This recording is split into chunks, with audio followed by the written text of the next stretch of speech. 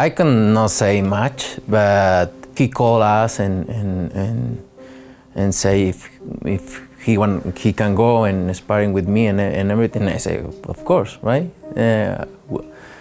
A fighter like me, we always want. What if the undisputed face of boxing, Canelo Alvarez, isn't just a product of incredible talent, but of a careful media build? And what if the one man who could have torn that entire legacy down was intentionally and successfully buried by the very people who built the king? Canelo Alvarez is more than a boxer. He is a global brand, a pay-per-view Goliath, and the undisputed cash cow of the sport. After Floyd Mayweather retired, the old media, the major networks and promoters, needed a new star to build their entire financial model around.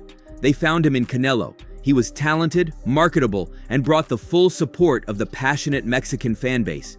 He became the engine that makes the whole machine run, and you don't mess with the engine. So how do you make a star seem invincible, even when he isn't? You meticulously control the story. After Canelo's decisive loss to Mayweather, the old media narrative immediately shifted to, he was too young, but he learned from the best.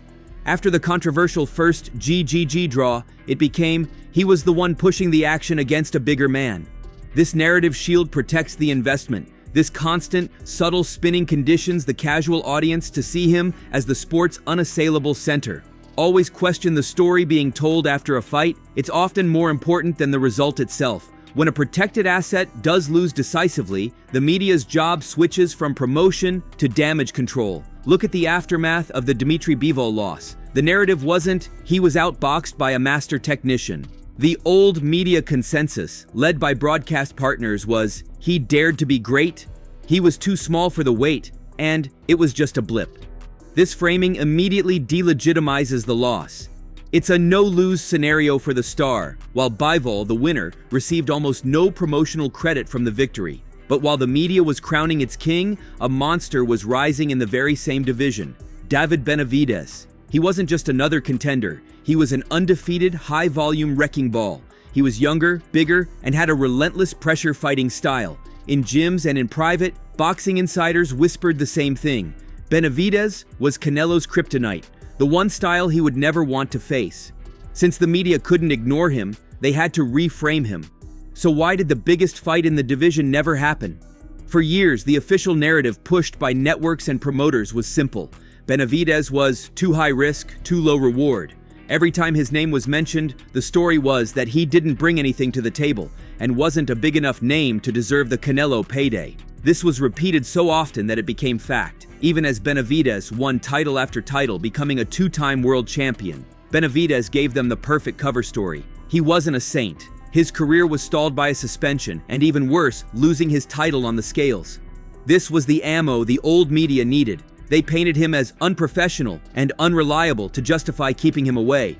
But in 2018, Canelo Alvarez himself tested positive for clenbuterol. How did the media treat this? The story was blamed on contaminated meat, and then it was forgotten. One man's mistake was a career flaw. The King's was just a bad meal. Even after Benavidez cleaned up his act and became mandatory, what was the old media refrain? He's not ready? He needs one more big win.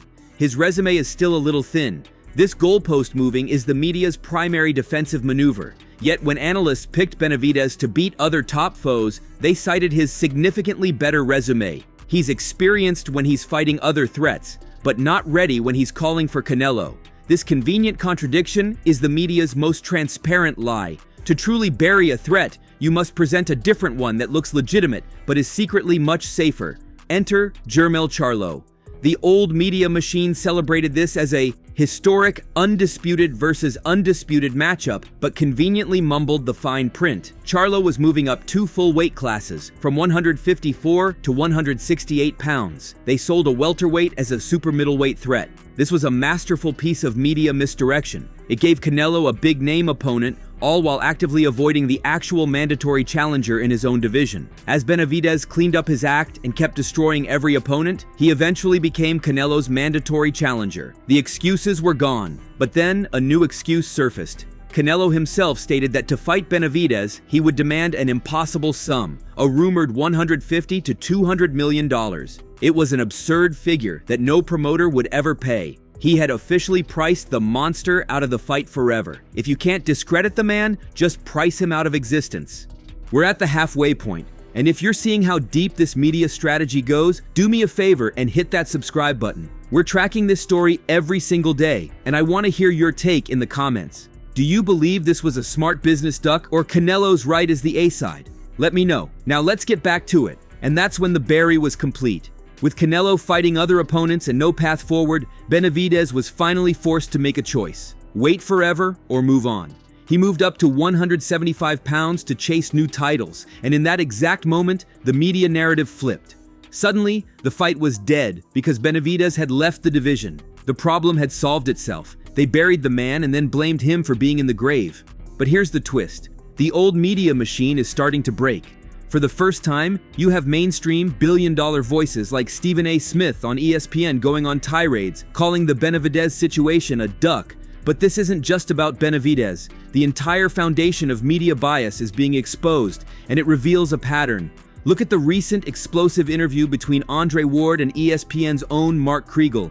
As detailed by Dante's Boxing Nation, Ward, without ever explicitly using the word race, masterfully confronted Kriegel about the systemic double standards and racist narratives used against black fighters, specifically Terence Crawford. Ward stated on camera, "They tried to bury that dude," referring to Crawford. When Kriegel got defensive and asked, "Who is they?" the answer was obvious: the old media establishment that Kriegel himself represents. Kriegel tried to justify the narrative, claiming Crawford was hard to sell, a lie blown up by the fact that Crawford's fight against Jose Benavidez did huge ratings on ESPN. He tried to claim Crawford had no worthy opponents, even after he became undisputed at 140 by beating fighters like Victor Postol. This interview exposed the very tactics we're talking about. The media machine praises fighters like Canelo for beating unworthy opponents, but discredits and buries black fighters for doing the same, or even for doing more. It's a civil war, and as Ward pointed out, the media members who were wrong about Crawford for years are now being held accountable, and they never once apologized for their error. This is the same machine using the same tactics that tried to bury Benavidez. While old media protected their asset, a new media ecosystem on YouTube built the challenger by ignoring promoter politics and focusing on skill breakdowns. This grassroots uprising created an educated, in-demand fan base, proving new media can build a star without a promoter's permission. Here's the most cynical part of the story. When Canelo signed his 3-fight deal with PBC, the old media narrative was, "This is great. Benavidez is also with PBC, so the fight is finally easy to make." But this was a classic bait and switch. The deal was never about making the hardest fight, it was about controlling the assets. The network got its star, and Canelo got new, in-house opponents instead of Benavidez. The PBC deal wasn't a bridge to the Benavidez fight, it was a moat built to protect Canelo from it. This entire media suppression was never just about protecting a record, it was about protecting an empire. Look at the Terence Crawford fight. Crawford might have given Canelo one of his losses, but that defeat was a super fight accompanied by a massive payday of over $100 million, and Canelo's core Mexican fan following remained completely intact. But losing to David Benavidez, that was different. The media knew Benavidez was the one fighter who could have been the next Mexican great, and he posed a direct, hostile threat to Canelo's throne. A win for Benavidez would have triggered a major, undeniable shift in the Mexican fan base, a true passing of the torch. Let's look at the hard data the media tries to obscure. The eye test says Canelo is the only draw, but the numbers tell a more interesting story. Canelo's fight against the 2 divisions smaller Jermell Charlo did between 650,000 and 700,000 buys. His fight against Edgar Berlanga, around 650,000. These are good numbers, but they show a solid floor of what his dedicated fan base will buy, regardless of the opponent. The media never mentions that this floor is stagnant. They refuse to acknowledge the obvious. A fight with Benavidez is the only fight that could create a true super fight. What happens now that Canelo has lost his undisputed crown to Terence Crawford? You are watching the old media panic in real time. For a decade, their entire business model was built on one man. Now there is a massive power vacuum, and they are scrambling to decide who to anoint next. Is it Crawford, the new king, who is already 37? Is it Gervonta Davis, Or is it David Benavidez, the man they spent 5 years burying, who is now the most obvious champion left? They are realizing they buried the one guy they now need the most. The final lesson in all this is that old media is a machine designed to manufacture consent. It builds stars, protects assets, and buries threats. For years, they told you what to think. But the rise of Benavidez, fueled almost entirely by new media and fan demand, proves that the machine is breaking. The power is no longer just theirs. Your clicks, your comments, and your demand for the truth are what finally forced the narrative to crack. The biggest takeaway is to never let a broadcast team tell you what a big fight is. You tell them. So, there you have it. The burial of David Benavidez wasn't a coincidence. It was a corporate strategy to protect the golden goose and his claim to the Mexican fan base. But that strategy has finally failed. The fan-driven, new media uprising has created a threat so big, so loud, and so undeniable that even the old media has been forced to listen.